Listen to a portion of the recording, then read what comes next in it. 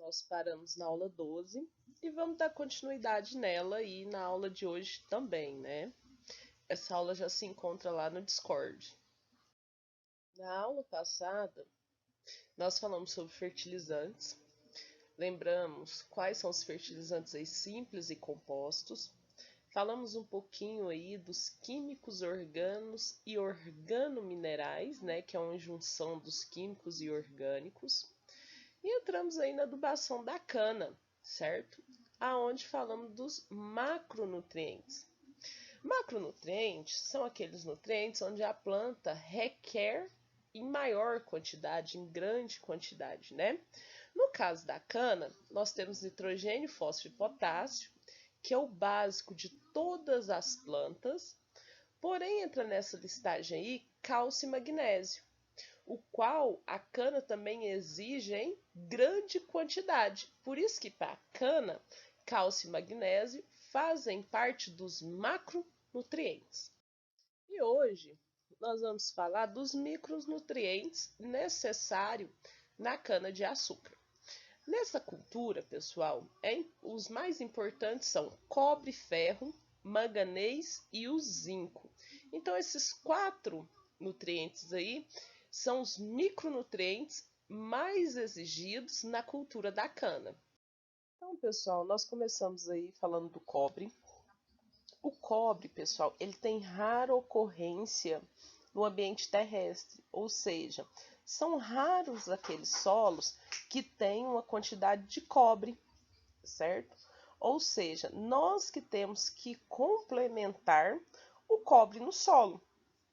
E o cobre tem funções importantes. Ele é um dos ativadores da fotossíntese, ou seja, sem cobre não tem fotossíntese, essa planta não desenvolve, né? Ou fica uma planta raquítica, uma planta pequena, uma planta que realmente não vai se desenvolver o seu máximo. Por que nós temos que ficar atentos? Porque em solos arenosos recebem muita calagem, né? Não vou dizer que existam calagens excessivas, mas um grau aí alto de calagem, quanto mais calagem, menor são os teores de cobre que a planta vai assimilar, né? Aquele cobre que está disponível para a planta. Sem contar o efeito da lixiviação, certo? Parece pequeno, falar cobre vai lixiviar, né? Porém, uma única aplicação supre a cultura por vários ciclos. Por quê? O micronutriente ele é requerido em pouca quantidade. Então, aquela pouca quantidade que eu coloco no solo, ele já supre isso por vários ciclos, né? Quais são os principais sintomas quando se falta cobre? Nas folhas jovens, com nervura central quebradas, né? Aquela nervurinha central ela quebra. Você tem um perfilhamento deficiente, ou seja, um perfilhamento pobre. E ocorre manchas de coloração verde escuro com o limbo amarelo. Então temos que ficar atento às folhas jovens no caso do cobre na cana de açúcar. Bom, pessoal, segundo elemento aí o ferro, altamente abundante na nossa região, né? Então é um elemento que a gente não se preocupa tanto quanto o cobre. E até o próprio solo já diz pra gente se tem excesso ou não de cobre, se tem cobre ou não disponível para a planta, certo? As principais funções, pessoal, do ferro na planta são ajudar na fotossíntese, né? O transporte eletrônico ali na fotossíntese, na respiração dessa planta e na fixação do nitrogênio. Então é essencial o ferro para quê? Que não falte nitrogênio nessa planta, que é um dos elementos mais importantes, né? Os principais sintomas são as folhas mais novas cloróticas, o que já é esperado pelo fato do ferro participar da fotossíntese, certo? E com estrias ordenadas da bainha até a ponta da folha. O que são estrias? São pequenas, vamos dizer assim, ranhaduras, né? Pequenas ranhaduras na folha. Então começa do comecinho da folha, da pontinha da folha até o finalzinho dela na baía. esses arranhados. Parecem uns arranhados mesmo, essas estrias, tá, pessoal? Bom, pessoal, manganês também é um elemento muito encontrado no solo, tá? Perde apenas para o ferro. Então a gente sofre menos com essa deficiência nutricional no campo, beleza? O manganês ele pode ser encontrado de três formas, porém a planta ela tem uma, vamos dizer assim, uma preferência pelo M2, pelo Mn+2, né? Essa configuração química desse nutriente. Porém, se tiver dos outros dois aí, ela também absorve. Mas se a planta puder escolher, ela vai absorver, de preferência, a forma química Mn+2, beleza? E quais são os sintomas de deficiência, pessoal? Folhas mais finas, tá? Essa cana ela tem uma folha mais fina que o habitual.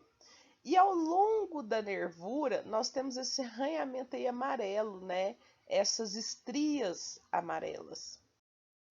Bom, pessoal, nós temos aí por último o zinco, né? Encontrado aí na forma solúvel em água, grande parte na forma trocável, né? Que se perde, se ganha, ou seja, pode entrar na planta, pode se anexar a outro nutriente e se perder. Mas a grande parte, né, é relativamente insolúvel, ou seja, a planta não absorve e ele não é diluído em água, ele não entra nessa planta, beleza? Bom, a planta tem preferência por essa forma catiônica aí, Zn++, né, o 2+. E o que acontece, pessoal? Onde se encontra mais zinco, né, no solo? Principalmente na superfície, né? Próximo ali onde tem a maior concentração de matéria orgânica. Por quê? Acredita que esse zinco esteja ali devido aos resíduos de outros vegetais. Quando, pessoal, tem se queima, remoção, uma lavração excessiva do solo, né, um uso excessivo desse solo, pode ocorrer a deficiência desse nutriente. Antigamente acontecia mais, né, na cultura da cana, porque a cana era queimada, hoje a cana não é mais queimada e se deixa uma grande palhada no solo. Devido a esse motivo, não se tem tanto mais a falta do zinco, né? O zinco na planta, pessoal, ele faz parte de um hormônio conhecido como auxina. Esse hormônio, ele é responsável pelo crescimento celular, né? O zinco, ele ativa também os sistemas enzimáticos. Então, vocês percebem que o zinco está muito ligado à área hormonal da planta, né? E quando se tem a deficiência desse zinco, nós temos uma esclerose nas folhas mais novas, ou seja, folhas pálidas, folhas brancas, né? Faltando aí um verdinho nelas. Localizado no meio do limbo para a ponta, nós também podemos ter manchas cloróticas na longitude, né, e internós mais curtos, porque ele mexe com o sistema de crescimento dessa planta. Então, se eu não tenho hormônio para crescer, eu vou ter espaçamentos mais curtos entre os internódios. Bom, pessoal, agora eu trago um quadro para vocês, os quais a gente consegue observar as deficiências nutricionais de acordo com a característica das folhas. Então, se eu tenho folhas velhas, o que pode acontecer nas folhas velhas? Clorose e necrose. Clorose é a falta de coloração e necrose, pessoal, é a morte celular, né? Seria uma feridinha na folha, podemos dizer assim. Quando eu tenho clorose, pessoal, eu tenho que observar se é uniforme ou intervernal. Então, pode ser nitrogênio, enxofre, intervenal, magnésio e manganês, beleza? Necrose, né? Que aparece aí o secamento, a morte das margens e das pontas da folha. Potássio, internerval, né? Próximo ali do nervinho central. Também pode ser o quê? Manganês e magnésio, beleza? E podemos também observar nas folhas novas. As folhas novas, elas podem ter clorose mais a morte da gema, né, que é onde ela se desenvolve, encurvamento, folhas mais encurvadas e por último, deformações, né? Quando eu tenho clorose aí uniforme, ferro e enxofre, intervenal, zinco e manganês, entortamento do ápice, né? O ápice está lá na pontinha, né, do seu crescimento aí, da sua cana, que é o cálcio. Folhas abertas e desorganizadas, né? Elas não têm aquele parâmetro de escadinha, de intercalamento. É o caso do cobre. E deformações, né? As deformações são causadas por molibdênio, zinco e boro. Então, pessoal, tem aí muita coisa na literatura, caso vocês venham perceber algum problema no canavial generalizado, que não se caracteriza com doença, que não se caracteriza com fungo, um vírus, né, um inseto, pode ser, muito provavelmente, deficiências nutricionais. E tem como identificar observando, e para a gente ter certeza, feita, né, a análise foliar e análise do solo desse local, né, do seu talhão, da sua lavoura. Bom, pessoal, e aqui eu trago o que para vocês? Uma tabelinha falando dos níveis de adubação recomendados para cada planta com base na análise química do solo. Então, eu faço uma análise do solo, venho aqui e observo, né, se meu fósforo ou meu potássio está abaixo. O nitrogênio, pessoal, geralmente é 60 quilos por hectare. Não muda, muito raro. E isso a gente sabe que está muito abaixo da média. Mas é o padrão que se faz nas usinas, tá? Então, quando eu observo aí uma baixa tanto de fósforo quanto potássio, o recomendado é 180 kg de P2O5, que é fósforo, né? E 140 kg de hectare de potássio. Quando eu já encontro aí o último alto, né? Nossa, meu fósforo tá alto, meu potássio tá alto, 50 kg de fósforo e 60 kg de potássio por hectare. Então, tá muito baseado aí na análise de solo, né, pessoal? Aqui, pessoal, já é para cana-soca, né? Nesse caso aqui, se aumenta muito a quantidade do que? Do nitrogênio, 20 quilos por hectare, tá? Então, na cana-planta, eu vou colocar 60 quilos por hectare, nesse caso aqui, 80. E também aí eu tenho uma variação da quantidade de fósforo e potássio, né? Quando os dois estão muito baixos, 90 kg de fósforo, 140 kg de potássio. E quando está muito alto, que é a última linha aí, 50 kg de P2O5 e 60 kg de K2O, né, que é o famoso potássio aí. Beleza, pessoal? Então, fez a análise, de acordo com a análise, é a quantidade de nutriente que eu vou colocar nesse solo para cana. No mais, pessoal, a aplicação dos adubos normalmente se faz no plantio, né, na época de fundação, né, do seu canavial.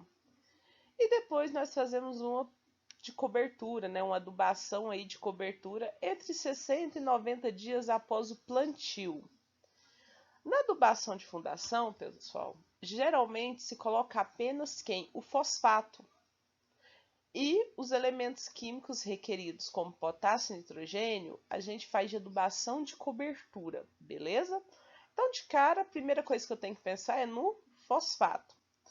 Só que, pessoal, ultimamente, devido ao aumento do valor da mão de obra, estão se recomendando, né, o potássio e até mesmo o nitrogênio no plantio, tá?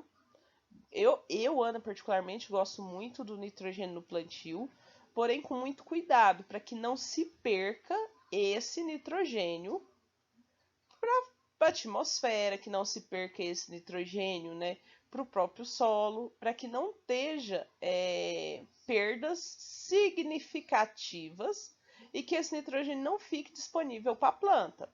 Então tem que se tomar muito cuidado, porque a planta vai exigir nitrogênio e potássio quando ela já atingir um tamanho maior em campo, certo? Ou seja, 70 dias, 80 dias, que essa planta já começa a alcançar um pique de desenvolvimento. Se eu coloco esse nutriente na fundação, ou seja, no plantio, e esse nutriente se perde, vai causar uma deficiência nutricional para essa planta.